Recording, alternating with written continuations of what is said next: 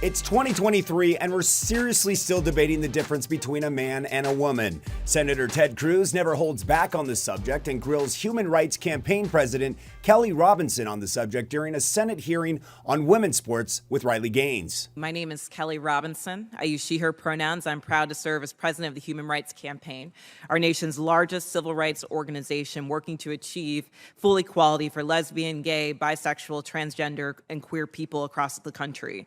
Thank you for inviting me to submit testimony at this important hearing. First of all, anybody introducing themselves with pronouns, especially in a high-ranking government position, leads me to believe that they don't live in the real world like most politicians and shouldn't be there in the first place.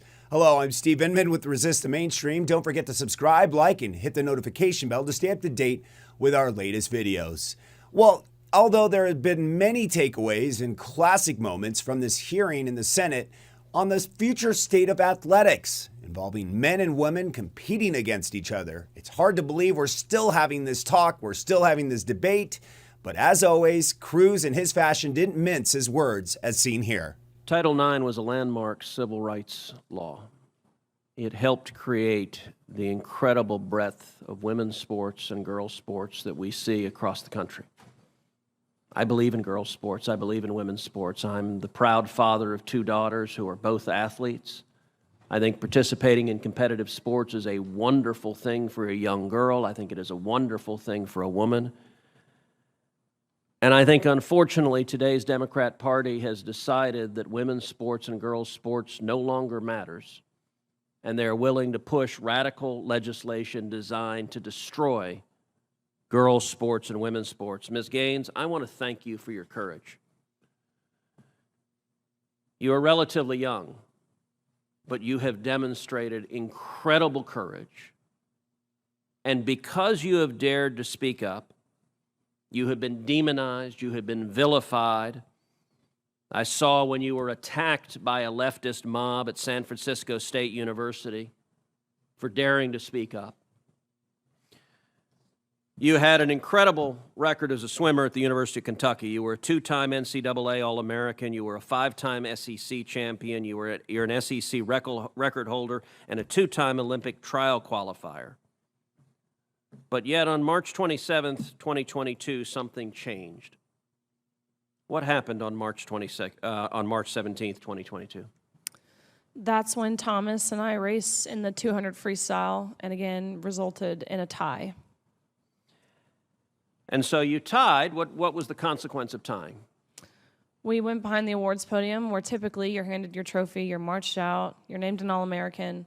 And so we go back there and the official looks at both Thomas and myself and says, "Great job, but you guys tied. And we only have one trophy, therefore we're giving this trophy to Leah." And I question this and I say, why? And at first I shortened it in my testimony, but really he stumbled on his words. He didn't know how to answer this. And at first he's, well, we're just doing this in chronological order. To which I further pressed, and I said, okay, well, what are you being chronological about? Because we tied. And if we're doing this off alphabetical order, G comes before T, so what are you being chronological about? To which this wasn't a script they had prepared for him. And he actually appreciated his honesty. He did say, we have to give the trophy for Leah because Leah has to have it for pictures. They've made that clear. Leah has to have the trophy for pictures. You can pose with this trophy, but you have to give yours back. You have to go home empty-handed. Leah Thomas takes the trophy home, end of story. Now let me ask you, as someone who's competed at the elite level, in your experience, is there a difference between women and men? Of course. I think we learned this at a very young age, watching even 12 and unders play. Going through puberty causes irreversible advantage, that no matter the training, no matter the diet, no matter any alterable change you can make will overcome that male advantage, especially in sports like swimming where lung capacity matters so much. Even something as silly as throat size, men have on average a 40% larger throat, which sounds like it's nothing, but when you're grasping for air, that 40% larger throat makes a huge difference in athletic success, not to mention height. You guys know the differences. Ms. Robinson, do you agree with Ms. Gaines that there's a difference between women and men? If the question is about trans women, I'm just asking, is there a difference between women and men? what I can say is that the NCAA has rules in place. They've had rules in place for the last decade, and when this competition Okay, I'm happened, going to try again. the rules were clear. Do you believe there's a difference between women and men? It's a yes/no question. Do you believe there's a difference? Oh, I think that we're talking about this case with the NCAA. No, I'm asking a question. Do you believe there's a difference between women and men? Most people could answer this very simply. I'm curious if you're willing to do so. Oh, absolutely. I'm just putting it into the context of the Is that a yes? conversation that we're having. I think that there are definitions related to sex. Is but that I a also yes? think So I'm that when trying to we're- get a yes or no. I'm not trying to get a speech. I'm Is there a difference between women and men? I think that there are definitions for biological sex. Okay, so you're which not is answering different that. than Let me ask gender. you this question then. Why do women's sports exist?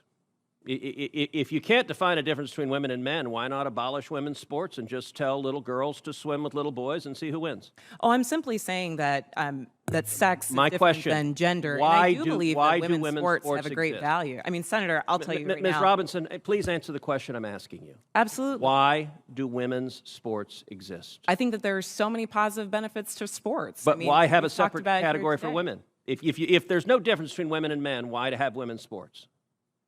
I'm saying that there's a difference between sex and gender, and that the NCAA has rules in place, which they have for the last decade. Mr. Chairman, which I determine would that like to enter into related the to record an participation. article from Duke Law called Comparing Athletic Performances for the Best Elite Women to Boys and Men.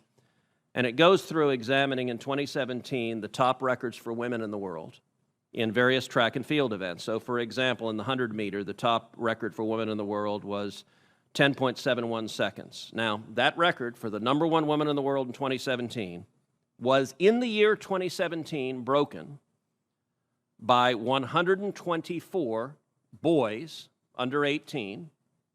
In that same year, the record for the number one competing woman in the 100-meter dash in the world was broken by a total of 2,474 men. If the radical Democrat agenda to destroy girls' sports and women's sports succeeds, little girls will not have a chance to compete. So I ask unanimous consent that this article be entered into the record. It's kind of like we're living in that movie 1984. The government is asking you what 2 + 2 is. You're telling them it's 4, and they're telling you it's 5. How many fingers am I holding up, Vincent? 4. And if the party says there are not 4, but 5, then how many? 5.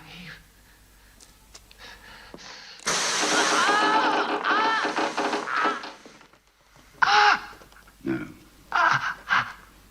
That's no use. You're lying. It's unbelievable. We're living in a nightmare where adults continue to play in a make-believe world. Look, the majority of Americans don't care what you do with your life. You want to put on a dress and you're a man because it makes you feel like a woman, then great, go ahead. But because you feel this way, to think that you have some sort of right to compete in women's sports, it's just anti-feminism at its highest level. Stop thinking everybody else around you needs to change their life for yours. Quit pushing the books that continue to sexualize our children. Live your life without having to change everybody else's to suit yours. You might just find yourself a lot happier. Again, I'm Steve Inman with Resist the Mainstream, reporting the news that the mainstream won't. Don't forget to subscribe, like, and hit the notification bell to stay up to date with our latest videos. Until next time, take care, and we'll see you then.